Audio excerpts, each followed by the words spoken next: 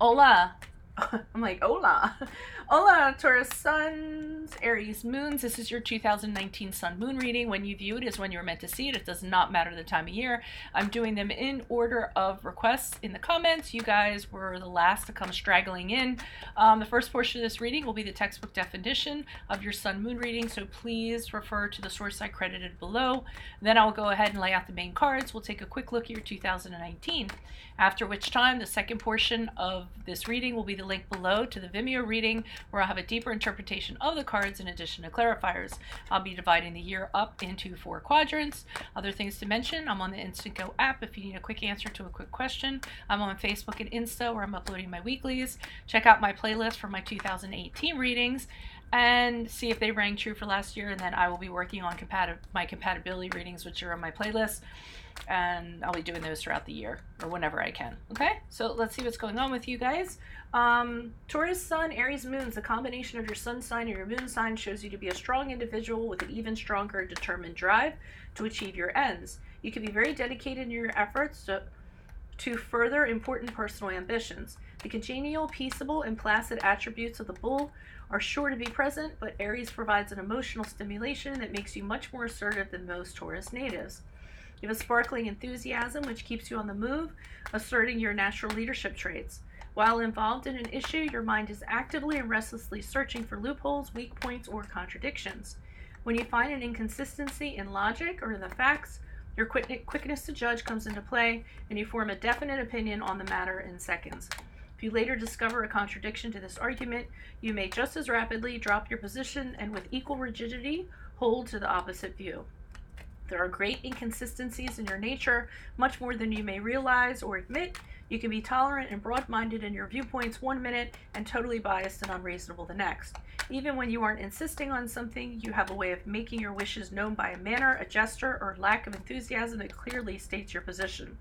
When you are directly arguing a point, you have a way of being so plausible and apparently reasonable that you wear down resistance. You have a way of eliminating opposition by the sheer strength of your will. The traits of this configuration are ones that demand harnessing and controlling. If this is accomplished, there is little that you cannot accomplish.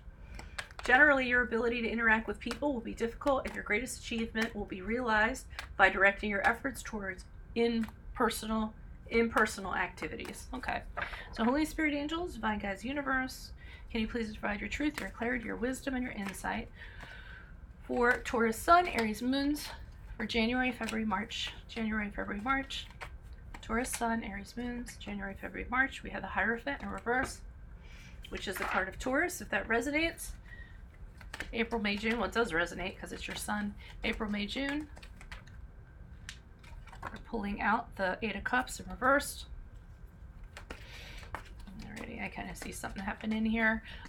July, August, September for Taurus sun, Aries moons. July, August, September. Taurus sun, Aries moons. 5 of Wands reversed.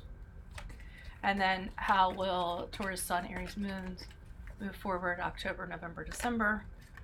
Pulling out the Magician. Okay, you're definitely going to go through a cycle in 2019. What I'm seeing is that you have something in April, January, February, March, the beginning of the year. You had something, depending on when you see this video. So you could have been in a committed relationship and you didn't want to be in it anymore, or it didn't end up working out. I kind of get that you were in something, an institution. You know, it could be school, it could be a company, it could be a marriage, and I'm feeling like it didn't work out. And somebody wanted out, or you wanted out of it, wanted to go against the tradition, wanted to rebel against things. That's some of the messages that come with the Hierophant. And I feel like you're out, or it just didn't work out. Okay? Now, as I look to April, May, June, I'm seeing someone returning back to it. So it could be you or the other person. So maybe they left this institution, whatever this entity was. They left, they figured the grass was greener, they went out there.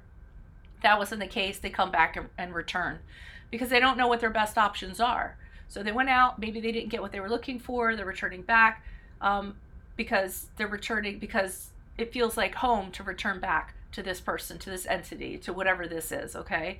They went and they're still not sure. There's a confusion that comes along with the Eight of Cups.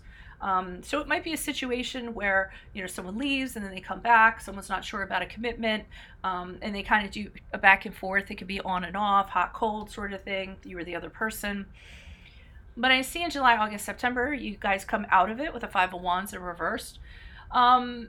This is restoring harmony. This is coming out of conflict. This is having a focus on what matters and not what other people think matter, okay?